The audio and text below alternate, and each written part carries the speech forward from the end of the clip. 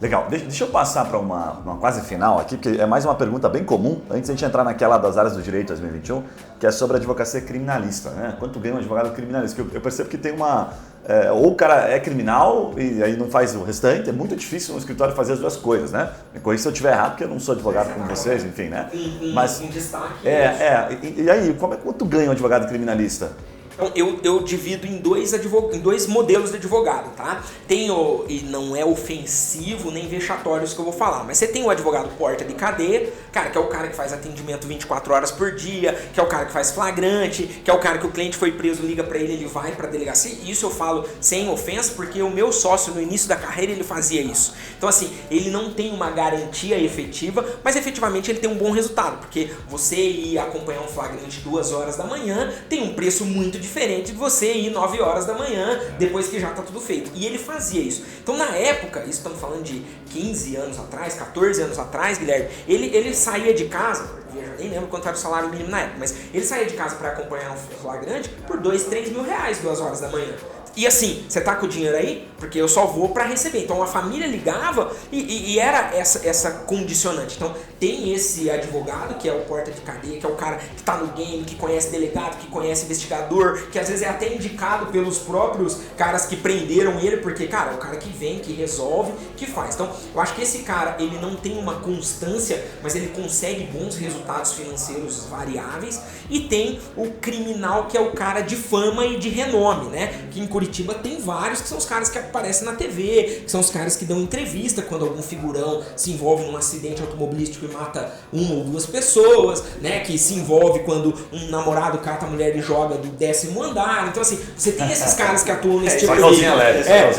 Você tem os caras que são os figurões. Cara, eu tenho um amigo que se formou comigo, que ficou famoso por causa daquele... Sabe aquele caso que a mulher caiu da janela, que o namorado empurrou, teoricamente? Enfim, acho que não acabou a casa ainda, mas saiu muito na televisão. Ele ficou famoso porque era advogado do cara que teoricamente jogou a mulher na janela. Sim, e aí, por que eu digo que esse é o figurão? Porque esse é o cara que cai um pouco naquele parecer que você falou, no cara que cobra por parecer. Eu já tive a oportunidade de falar com alguns desses advogados, ou melhor, com clientes desses advogados que nos procurou, porque ele falou assim, cara, eu até procurei o fulano, mas tipo, ele cobrou 15 mil reais pra ler o meu processo. Então assim, tipo, cara, é pra ler e ver se eu vou pegar. Então assim, se você quiser é 15 pau que eu cobro pra ver. Então tem duas realidades, só que aí cai um pouco naquilo que o Yuri falou. Você não vai ver nenhum desses caras, figurões desses casos aí, que cobra às vezes 150, 200, 300 mil reais pra fazer um plenário de júri, cobra 200, 300 mil reais pra assinar um parecer. Então assim, você não vai ver esse cara com 5 anos de formado, com 10 anos de formado, sem dar aula na federal, sem dar aula num instituto que forme advogados criminalistas ou que forme juízes criminalistas,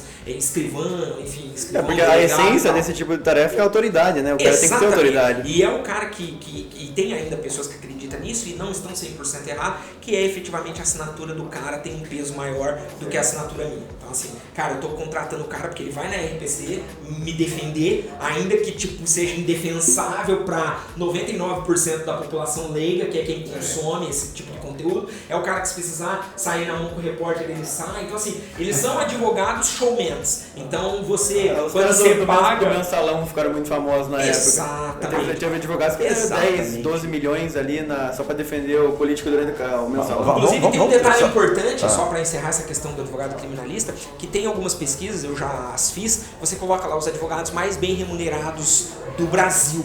Tem a lista dos 10 lá. E se eu não me engano, sempre entre esses 10 tinham advogados criminalistas que atuavam em demandas perante o STF, o STJ. Então, na época, quando era vivo, enfim, eu vi muito sobre aquele Tomás Bastos, que foi ministro e tal, que ele tinha ganhos anuais assim de 25, 30 milhões de reais, atuando nas carreiras. Vamos tentar o Sérgio Moro fez os pareceres, agora ficou famoso, saiu na mídia, né? Depois que ele saiu do cargo de ministro, fez 2 pareceres para Vale por 700 mil reais cada um, né?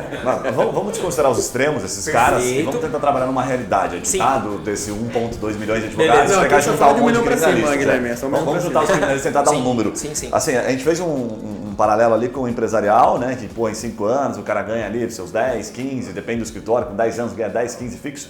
Quanto você acha que ganha um criminalista? Na mesma linha, mesma proporção em termos de conhecimento e tal? Eu acho que, por mais que, como eu disse, ele acaba vivendo muito de variável, eu acho que um criminalista que faz só criminal, que já tenha essa escola aí de 5, 10 anos, eu acho que é um cara que tira por mês algo em torno de 10, 12 mil reais, numa média anual, mais ou menos próximo. Não é normal ter recorrente. Não é muito difícil. Normalmente o cara cobra por demanda. Só por cara que é criminoso recorrente. Por contencioso. Então, às vezes, é o cara que realmente ele pega um processo criminal de júri pra fazer, ou de um homicídio ainda na fase pré-júri, e ele vai cobrar ali, tipo, 15, 20 mil reais pra tocar esse processo. Ele não ganha muito mais que o empresarial prestando um bom serviço lá na frente. Sendo bem sincero, Guilherme, e eu posso errar, obviamente, porque não sou pai da razão e nem tenho pretensão de ser, a realidade dos advogados, tanto o próprio criminalista, o empresarial, o previdenciário, o trabalhista, depois de um tempo de formado, assim, os ganhos deles eles são muito próximos. É uma realidade muito próxima. Mas é o cara que realmente se destaca. Exatamente. Pro cara que atua como advogado, né? O cara não atua como, digamos assim, um empreendedor advogado. Né? Exatamente. O cara normal, vamos dizer, né? Porque aí você vai ter as estrelas, os caras que tem todo o mérito nisso, que efetivamente despontam, mas só nessa faixa. Pra pintar um cenário, assim, eu acho que essa questão da autoridade é uma das coisas mais relevantes para de fato ganhar dinheiro na advocacia. Porque qualquer grande empresa precisa de advogados e ela sempre vai procurar pessoas que têm autoridade, que têm renome. E é normal numa causa ganhar milhões de reais quando você fala de números, porque sempre fala de percentual do valor da causa, né? Vai defender uma Vale perante Brumadinho, qualquer coisa que você cobrar de percentual ali são milhões.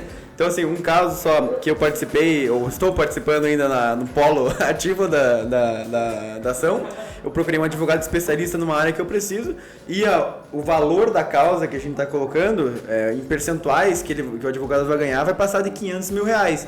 E é uma causa que, teoricamente, tem prazo curto para acabar. Mas eu nunca procuraria um advogado recém-formado para me defender numa causa que tem valores vultuosos. Então, aí que vem a dica. O advogado, aí menos de 10 anos de formado, ele precisa criar essas situações. E sabe o que ele não pode só defender o cara que tem um problema, ele precisa procurar as oportunidades para ganhar percentual do resultado. E vou te falar, Yuri, porque isso eu falo de experiência própria. Nós perdemos vários clientes nesses 10 anos que a gente não estava pronto pro cara.